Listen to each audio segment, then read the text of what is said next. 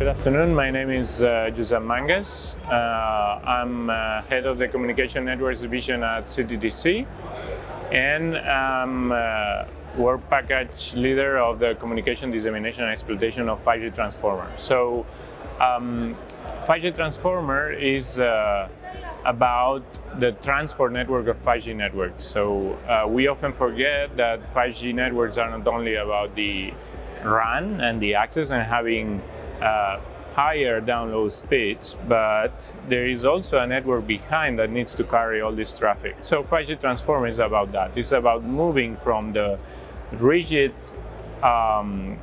interconnection of networks at the transport level that we currently have and move to a software-defined and virtualized network that can carry all the traffic of all the different verticals and adapt to their requirements.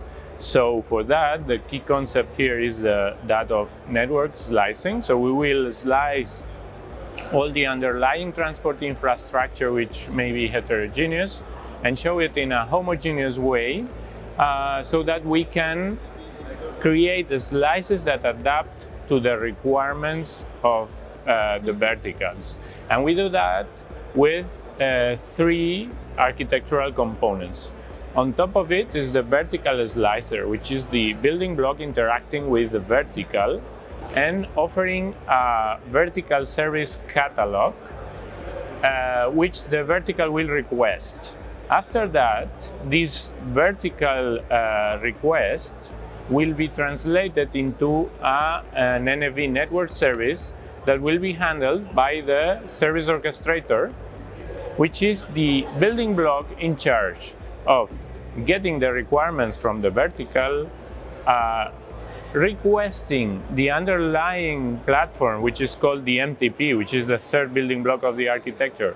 Requesting the MTP, what are the available resources, topologies, and so on, and doing the mapping between the requirements of the vertical and the available resources. And once this is done, the service orchestrator will be in charge of deploying all the service end-to-end and having a control of all that.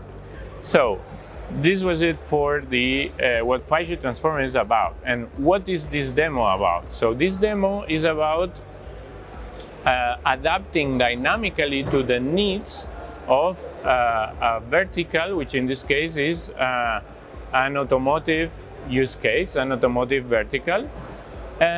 It's about an extended vehicle sensing, meaning that in addition to the sensors that you have onboarded in the car, you will have additional external sensors that will complement those ones, so that eventually the car will be able to decide what to do based on this additional information. For example, in this case, it's about knowing, even if there are obstacles, if there is some risk of colliding with other verticals, with other vehicles, sorry. So this demo will show how we first can dynamically instantiate the service, the extended vehicle sensing, and then once we reach a certain threshold of CPU, the system will detect that and will automatically trigger the deployment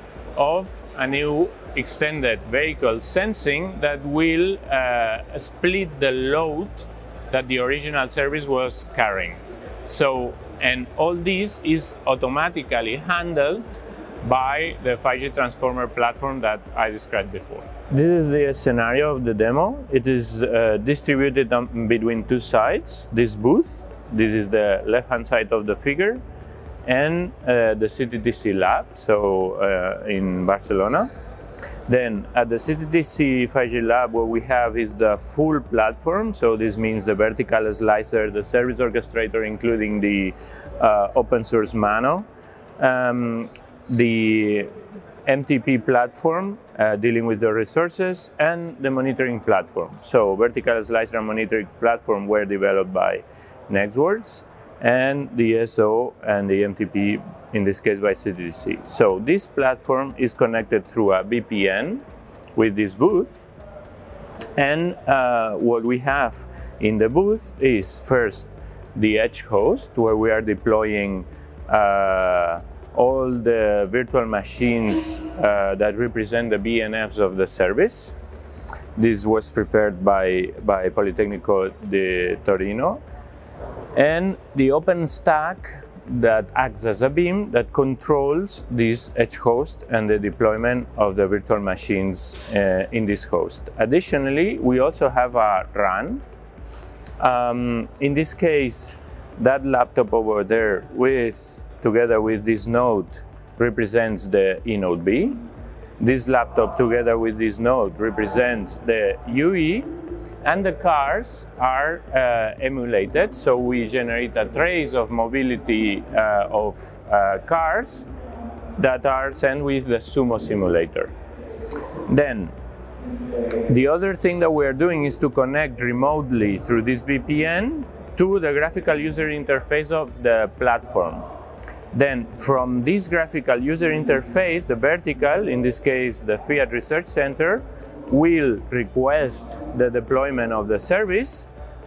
We will do the processing at the platform level, and by interacting with the OpenStack that is running at this host, we will eventually deploy the extended virtual sensing service, the vehicle message database, which in this case is a cooperative information manager, storing all the messages received by all cars, and the warning message service, which will send the corresponding alert, the DEM messages to the cars in case there is some risk of collision.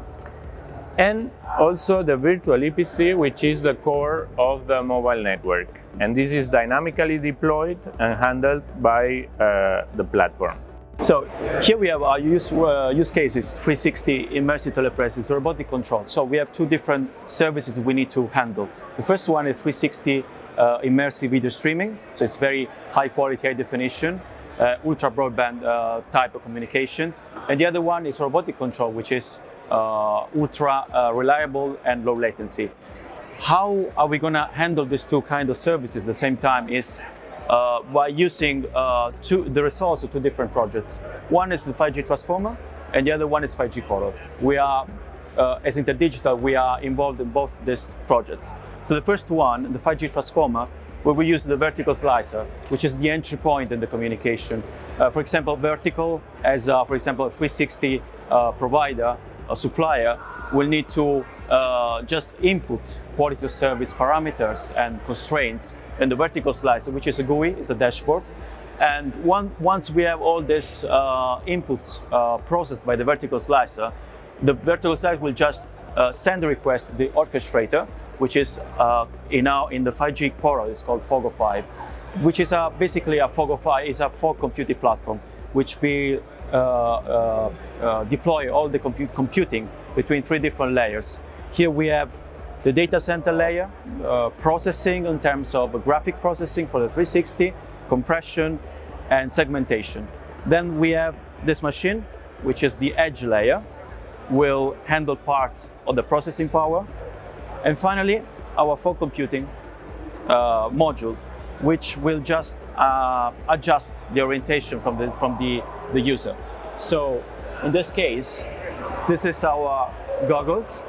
Once the operator wears these goggles, this headset, he will be able to see what is streamed by the camera, and we can just adjust the orientation, which is processed by the fog node, and we can also reduce the bandwidth consumed by this processing, by this service.